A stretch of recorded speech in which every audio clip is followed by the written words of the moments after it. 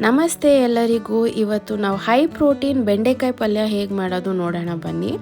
ನಾನು ಈ ವಿಡಿಯೋಲಿ ನಿಮ್ಗೆ ಏನು ಹೇಳ್ಕೊಡ್ತೀನೋ ಇಲ್ವೋ, ಫಸ್ಟು ಬೆಂಡೆಕಾಯಿ ಪಲ್ಯ ಅಥವಾ ಸಾರು ಮಾಡುವಾಗ ಅದು ಸ್ಟಿಕ್ಕಿ ಕನ್ಸಿಸ್ಟೆನ್ಸಿ ಬಂಕ ಬರದೇ ಮಾಡೋದನ್ನು ಫಸ್ಟ್ ಹೇಳ್ಕೊಡ್ಬೇಕು, ಇಲ್ಲಾಂದರೆ ಹೋಲ್ ರೆಸಿಪಿನೇ ವೇಸ್ಟು.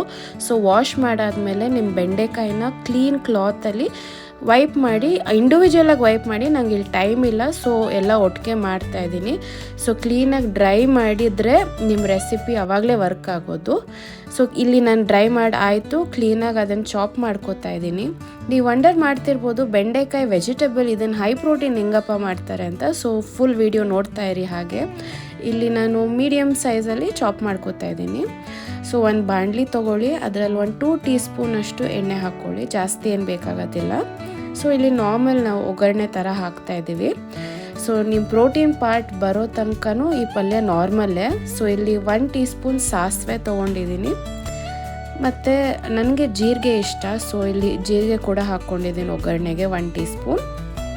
ಸೊ ಅದನ್ನು ಸ್ವಲ್ಪ ಚಿಟಪಟ ಅನ್ನೋದಕ್ಕೆ ಬಿಡಿ. 2 ಹಸಿಮೆಣ್ಸಿನ್ಕಾಯಿ ಕೊಯ್ದು ಹಾಕೋತಾ ಇದ್ದೀನಿ ಚಿಕ್ಕದಾಗಿ.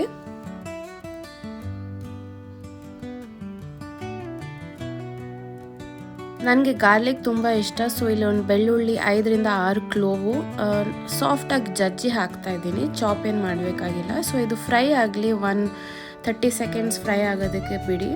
ನಿಮ್ಗೆ ಅರೋಮಾ ಎಲ್ಲ ಬರುತ್ತೆ ಈ ಒಗ್ಗರಣೆದು ಗಾರ್ಲಿಕ್ ಫ್ರೈ ಆಗಿರೋದು. ನೆಕ್ಸ್ಟ್ ನಾವಿಲ್ಲಿ ಕರ್ಬೇವಿನ ಸೊಪ್ಪು ಹಾಕ್ಕೊಳ್ಳೋಣ. ಒಂದು ಸ್ಟಿಕ್ ಅಷ್ಟು ಹಾಕಿದ್ದೀನಿ ಇಲ್ಲಿ. ಸೊ ರಫ್ಲಿ ಇದನ್ನೆಲ್ಲ ಮಿಕ್ಸ್ ಮಾಡ್ಕೊಳ್ಳೋಣ.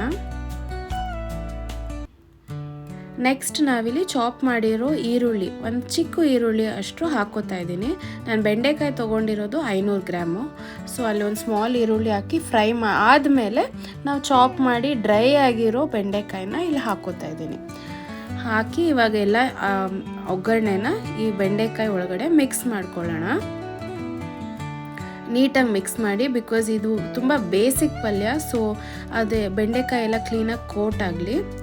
ಸೊ ಇದು ಸ್ವಲ್ಪ ಬೇಯಬೇಕು ಕೂಡ. ಸೊ ಕ್ಲೀನಾಗಿ ಎಲ್ಲ ಮಿಕ್ಸ್ ಮಾಡ್ಕೊಂಡು ಆದಮೇಲೆ ನಾವು ಇದನ್ನು ಹಬೆಯಲ್ಲಿ ಬೇಯಿಸೋಣ 5 to 7 ಮಿನಿಟ್ಸ್ ಅಷ್ಟು.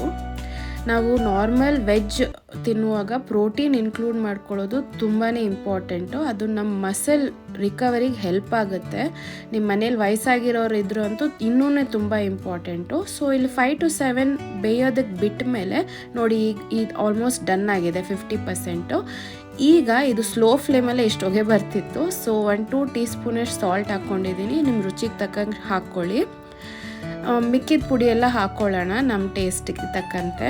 ನಾನಿಲ್ಲಿ ನೆಕ್ಸ್ಟ್ ನಾನು ಚಿಲ್ಲಿ ಪೌಡರ್ ಹಾಕೋತಾ ಇದ್ದೀನಿ, 1 ಟೀ ಸ್ಪೂನಷ್ಟು ಹಾಕ್ಕೊಂಡಿದ್ದೀನಿ, ಜಾಸ್ತಿ ಖಾರ ಏನು ಬೇಡ. ಒಂದು ಚಿಟಿಕೆಯಷ್ಟು ಅರಿಶಿನ ಪುಡಿ ಹಾಕ್ಕೊಂಡಿದ್ದೀನಿ. ನಾನು ಮುಂಚೆನೇ ಹೇಳ್ದಂಗೆ ನಂಗೆ ಜೀರಿಗೆ ತುಂಬ ಇಷ್ಟ. ಕೆಲವೊಂದು ಪಲ್ಯಲ್ಲಿ ಜೀರಿಗೆ ಟೇಸ್ಟ್ ತುಂಬ ಚೆನ್ನಾಗಿ ಬರುತ್ತೆ. ಸೊ ನಾನು ಇಲ್ಲಿ ಇದೆಲ್ಲ ಆದಮೇಲೆ ಜೀರಿಗೆ ಪುಡಿ ಕೂಡ ಹಾಕೋತೀನಿ ನೋಡಿ. ಇಲ್ಲಿ 1.5 ಟೀ ಸ್ಪೂನಷ್ಟು ಹಾಕ್ಕೊಂಡಿದ್ದೀನಿ ಜೀರಿಗೆ ಪೌಡರು. ಸೊ ನಮ್ಮ ಮಸಾಲ ಪೌಡರ್ಸಲ್ಲಿ ಇಷ್ಟೇ ನಾನು ಹಾಕಿರೋದು, ತುಂಬ ಸಿಂಪಲ್ ಒಗ್ಗರಣೆ. ಇದನ್ನು ನಾವೀಗ ಮಿಕ್ಸ್ ಮಾಡ್ಕೊಳ್ಳೋಣ ಚೆನ್ನಾಗಿ. ಇದು ಅರ್ಧನೇ ಬೆಂದಿರೋದು, ಇನ್ನೂ ಅರ್ಧ ಬೇಯಬೇಕು. ಸೊ ಮಸಾಲ ಎಲ್ಲ ಮಿಕ್ಸ್ ಮಾಡಿ ಆದಮೇಲೆ ಮುಚ್ಚಿ ಇನ್ನು ಹಬೆಯಲ್ಲಿ ನೀರೇನು ಹಾಕ್ದಿರಾನೆ ಇನ್ನೊಂದು 5 to 7 ಮಿನಿಟ್ಸ್ ಬಿಡಬೇಕು ಇದು ಕುಕ್ ಆಗೋದಕ್ಕೆ. ಸೊ ಆಗಿದೆ ನೋಡಿ, ಇಲ್ಲಿ 5 to 7 ಮಿನಿಟ್ಸ್ ಆದಮೇಲೆ ನಮ್ಮ ಪಲ್ಯ ಆಯಿತು. ಏನಪ್ಪ ಪ್ರೋಟೀನ್ ಪಾರ್ಟ್ ಇನ್ನೂ ಬಂದೇ ಇಲ್ಲ ಅನ್ಕೋತೀರಾ? ಅದೇನು ದೊಡ್ಡ ಸೀಕ್ರೆಟ್ ಅಲ್ಲ. ನಿಮಗೆ ಮಾರ್ಕೆಟಲ್ಲಿ, ಸ್ವಿಗ್ಗಿಯಲ್ಲಿ, ಝೆಪ್ಟೋಲೆಲ್ಲ ಹೈ ಪ್ರೋಟೀನ್ ಪನ್ನೀರ್ ಅಂತ ಬರುತ್ತೆ. ನಾನು ಯೂಸ್ ಮಾಡೋದು ಮಿಲ್ಕಿ ಮಿಸ್ಟ್ದು, ಅಕ್ಷಯ ಕಲ್ಪದು ಸಿಗುತ್ತೆ. ಅದನ್ನು ಗ್ರೇಟ್ ಮಾಡಿ ತುರಿದು ಪಲ್ಯಕ್ಕೆ ಹಾಕಿ. ಸೊ ನಿಮ್ಮ ನಾರ್ಮಲ್ ವೆಜಿಟೇಬಲ್ ಪಲ್ಯ ಬಂದು ಪ್ರೋಟೀನ್ ರಿಚ್ ಆಗೋಗುತ್ತೆ. ಇದು ನಿಮ್ಮ ಹೆಲ್ತಿಗೆ ತುಂಬಾ ಒಳ್ಳೆಯದು. ನಿಮಗೆ ಬೇರೆ ವಿಡಿಯೋ ಮಾಡಿ ಹಾಕ್ತೀನಿ ಪ್ರೋಟೀನ್ ಬೆನಿಫಿಟ್ಸ್ ಏನು ಅಂತ. ಸೊ ಇಲ್ಲಿ ಟೇಸ್ಟ್ ಮಾಡ್ತಾ ಇದ್ದೀನಿ. ನಿಮಗೆ ಪನ್ನೀರ್ ಹಾಕಿರೋದು ಪಲ್ಯದಲ್ಲಿ ಏನೂ ಟೇಸ್ಟ್ ಗೊತ್ತಾಗಲ್ಲ. ಸೊ ಟ್ರೈ ಮಾಡಿ ನೋಡಿ, ತುಂಬಾ ಒಳ್ಳೆಯದು, ಟೇಸ್ಟಿ ಕೂಡ ಇರುತ್ತೆ. ಸೊ ನೆಕ್ಸ್ಟ್ ನಾನಿಲ್ಲಿ ಇದನ್ನು ಹೇಗೆ ನಮ್ಮ ಮನೇಲಿ ನಾವು ತಿಂತೀವಿ ಅನ್ನೋದು ತೋರಿಸ್ತಾ ಇದ್ದೀನಿ. ನನ್ನ ಹಸ್ಬೆಂಡ್ಗೆ ಇದು ಲಂಚಿಗೆ ಪ್ಯಾಕ್ ಮಾಡ್ತಿದ್ದೆ. ಸೊ ಆಲ್ರೆಡಿ ಪ್ರೋಟೀನ್ ಇದೆ ಅಲ್ವಾ ಬೆಂಡೆಕಾಯಿ ಪಲ್ಯಲ್ಲಿ. ಗ್ರೀಕ್ ಯೋಗರ್ಟ್ ತೊಗೊಂಡಿದ್ದೀನಿ. ಇದರಿಂದ ಈಸಿ ಮತ್ತೆ ಇನ್ನೊಂದು 10 ಗ್ರಾಮ್ಸ್ ರಫ್ಲಿ ಪ್ರೋಟೀನ್ ಸಿಗುತ್ತೆ. ಸೊ ನಾನಿಲ್ಲಿ ಏನಾದರೂ ಡ್ರೈ ಪಲ್ಯ ಮಾಡಿದಾಗ ಇಲ್ಲೊಂದು ಬೆಡ್ ಆಫ್ ಗ್ರೀಕ್ ಯೋಗರ್ಟ್ ಹಾಕ್ತೀನಿ, ಅಲ್ಲಿ ಸ್ವಲ್ಪ ಸಾಲ್ಟ್ ಹಾಕಿ ಇದ್ರ ಮೇಲೆ ನಾನು ಪಲ್ಯ ಚಿಕನ್ ಆದರೂ ಈಗಲೇ ಈ ಥರನೇ ಮಾಡೋದು. ಇದು ಒಂದು ಸ್ಮಾಲ್ ಟಿಪ್ ನಿಮಗೆ ಪ್ರೋಟೀನ್ ಇನ್ಕ್ರೀಸ್ ಮಾಡ್ಕೊಳ್ಳೋದಕ್ಕೆ ವೆಜ್ ಆಗಿದ್ದರೆ.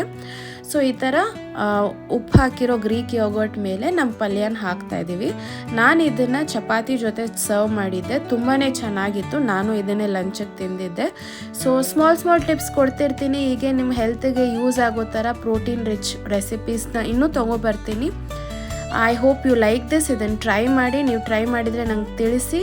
ವಿಡಿಯೋ ಇಷ್ಟ ಆಗಿದ್ದರೆ ಲೈಕ್ ಮಾಡಿ, ಸಬ್ಸ್ಕ್ರೈಬ್ ಮಾಡಿ. Thank you, bye.